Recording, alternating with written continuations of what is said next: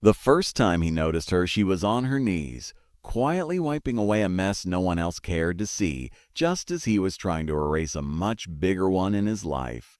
Everything about that morning felt wrong. The sunlight poured into the grand estate like it had every day before, touching the marble floors, the towering windows, and the expensive silence that filled every room. Yet, for the first time in years, the house didn't feel like a home. It felt like a hollow monument to everything Adrian Hale had lost. His children's laughter echoed faintly from the garden. But even that sound felt distant, unfamiliar. If you believe in kindness, second chances, and the quiet power of people who go unnoticed, take a moment right now to like, comment, share, and subscribe. Stories like this remind us that sometimes the greatest changes come from the most unexpected hearts. Adrian Hale was a man who had built his empire from nothing. By 40, he had everything the world could measure: wealth, power, influence. But none of those things had prepared him for the one thing he could not control: loneliness. 2 years earlier, his wife had passed away, leaving behind not just a grieving husband, but 3 toddlers who needed more than just a father. They needed warmth, patience, and a kind of love Adrian didn't know how to give. He tried. God knew he tried. But business meetings replaced bedtime stories and assistants replaced affection. The house filled with nannies, tutors, and staff, but somehow it still felt empty. That was when he made the decision he would find a mother for his children. Not out of love, he no longer believed in that, but out of necessity. The idea was simple, logical, almost transactional. He would marry again, carefully selecting a woman who could fit into his world, someone elegant, composed, capable of raising his children and maintaining the image his life demanded. And so the search began. Elegant women came and went through the mansion, refined, beautiful, perfect on paper. They smiled at the children, spoke softly, and praised Adrian's success, but something always felt rehearsed. The children never ran to them, never laughed with them, never held on to them the way they used to hold on to their mother. Adrian noticed, but he ignored it. Feelings, he believed, were unreliable. Structure, stability, that was what mattered. Meanwhile, in the quiet corners of the house, someone else watched. Her name was Elena. She had been working at the mansion for almost a year now, hired quietly through an agency. She kept her head down, did her job, and never spoke unless spoken to. To Adrian, she was invisible, a background figure blending into the daily rhythm of the estate. But to the children, she was something else entirely. Elena never tried to be noticed.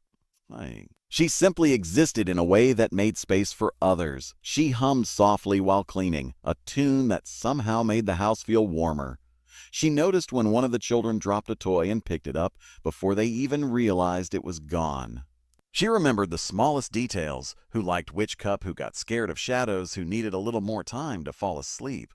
And most importantly, she listened.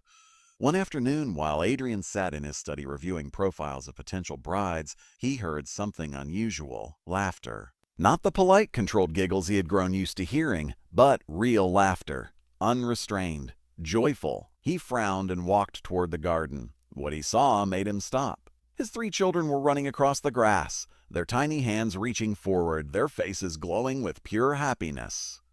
And standing a few steps away, arms open and a gentle smile on her face, was Elena. She wasn't dressed in anything extraordinary, just her simple uniform slightly wrinkled from work. But the way she looked at the children, it was something Adrian couldn't explain. It wasn't duty. It wasn't obligation, it was love. The children ran into her arms as if they belonged there. Adrian felt something twist inside him, something unfamiliar and uncomfortable. For a moment, he just stood there watching. Then reality returned, and with it, irritation. He stepped forward, his presence immediately shifting the air. Elena quickly stepped back, lowering her gaze as if she had crossed an invisible line. Adrian said nothing. He simply gestured for the children to go inside. They hesitated.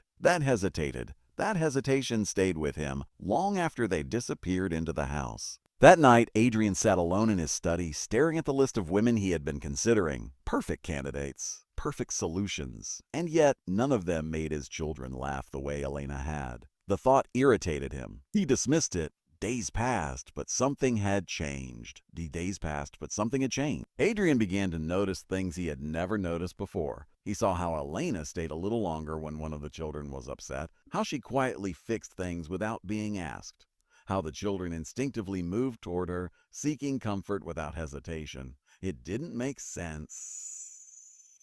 She wasn't trained for this. She wasn't part of the plan. And yet, she was the only one who seemed to be doing it right. One evening, as Adrian walked through the hallway, he paused outside the nursery.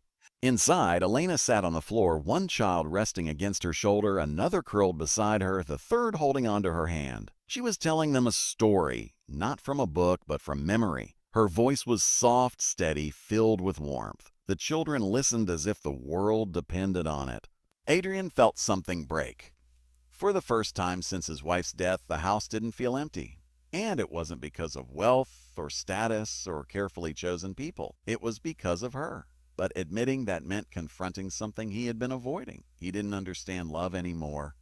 And worse, he didn't know how to trust it. The next morning, everything changed. One of the children fell ill, high fever, constant crying, restless and inconsolable. The staff panicked, doctors were called, instructions were given, but nothing seemed to help. Until Elena stepped in. She didn't rush.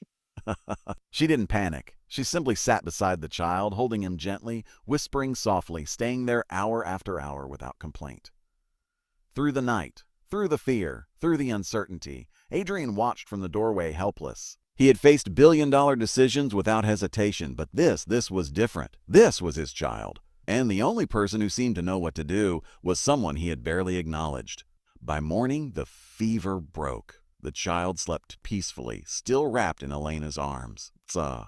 Adrian stepped closer, something heavy settling in his chest. He realized in that quiet moment something he could no longer ignore. All this time, he had been searching for a mother in the wrong places.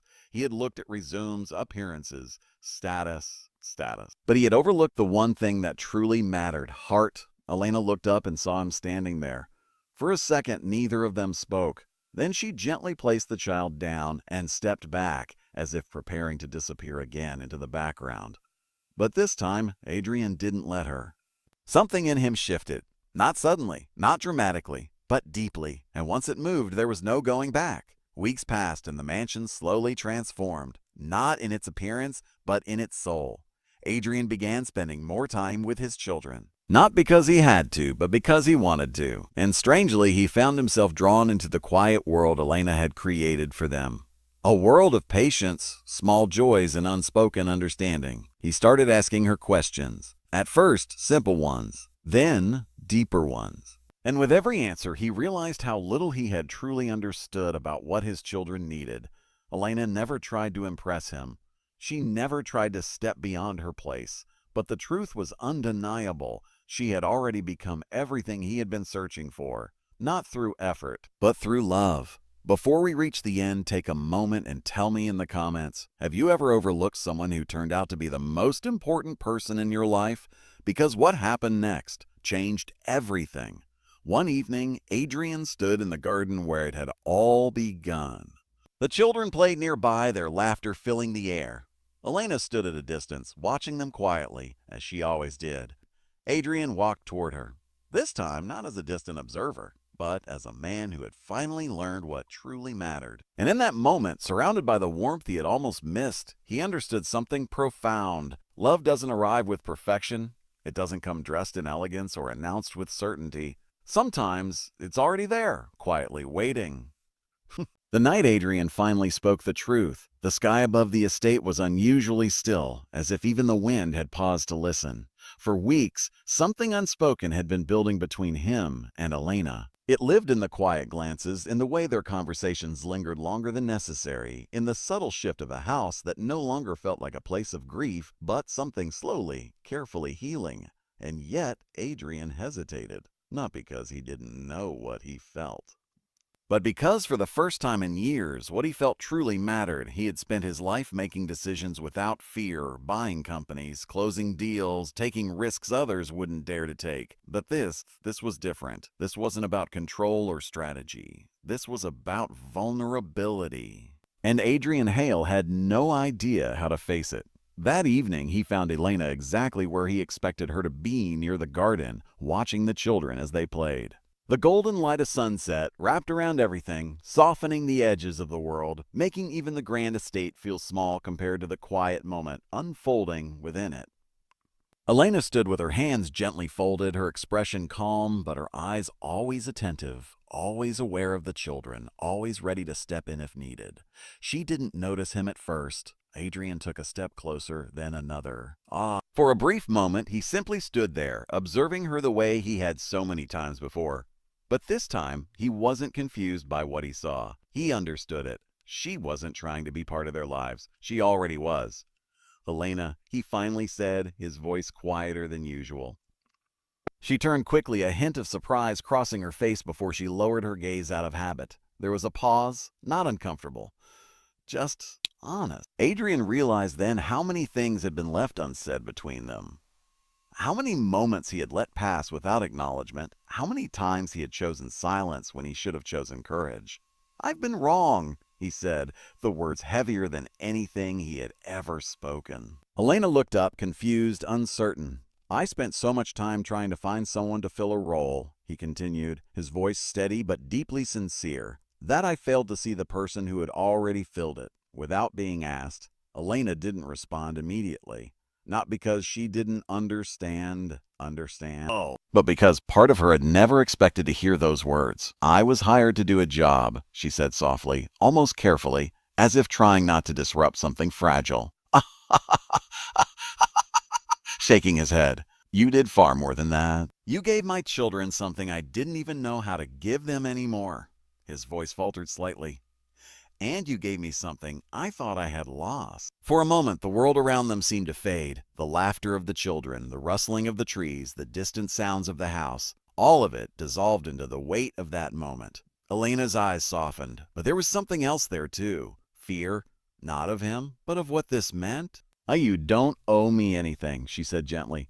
"And you don't have to say this because of what I've done. I care about the children. That's all." Adrian took a step closer. "That's exactly why I'm saying it." He paused, choosing his next words carefully, not as a businessman, not as someone used to controlling outcomes, but as a man who was finally learning how to speak from the heart.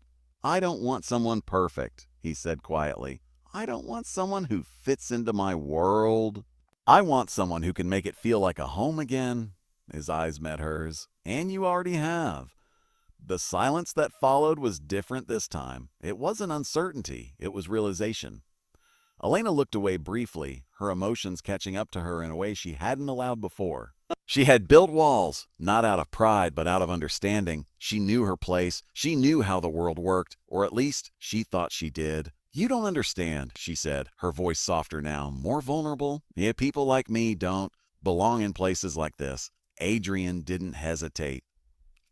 "Then maybe places like this need to change." That answer stayed between them, lingering in the air long after it was spoken, because for the first time, it wasn't about wealth or status or expectations. It was about truth. Days turned into weeks and something new began to grow. Not rushed, not forced, but steady and real. Adrian didn't try to change Elena, and Elena didn't try to become someone she wasn't. Instead, they met somewhere in the middle. The children noticed it first. They always did. They saw the way Adrian smiled more, the way Elena no longer stepped back as quickly, the way the distance between them slowly disappeared.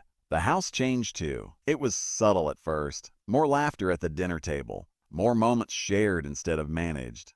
More warmth in places that had once felt cold. And then, one evening, something happened that made everything undeniable. The youngest of the three children, still half asleep, reached out, not for a toy, not for comfort in the abstract, but specifically for Elena, and then, just as naturally, reached for Adrian's hand too, their small fingers wrapped around both of them, holding them together, without question, without hesitation, as if in their simple understanding of the world they already knew. That moment broke whatever doubt remained. Adrian looked at Elena. Elena looked at him. And neither of them needed words to understand what the future could be. It wasn't about replacing the past. It wasn't about forgetting. It was about building something new, something honest, something rooted in care, patience, and the quiet kind of love that doesn't demand attention, but earns it. Before we close this story, here's a special request for you. Comment a kindness changes everything if you believe that even the smallest act of love can transform a life, because that's exactly what happened here. Elena never tried to change Adrian's world. She simply brought warmth into it, though. And in doing so, she changed everything. In the end, Adrian didn't find the perfect woman. He found something far more meaningful, someone real, someone kind, someone who had been there all along. And for the first time in years, as he stood in a home filled not just with people, but with love, he realized something that no amount of wealth could ever buy.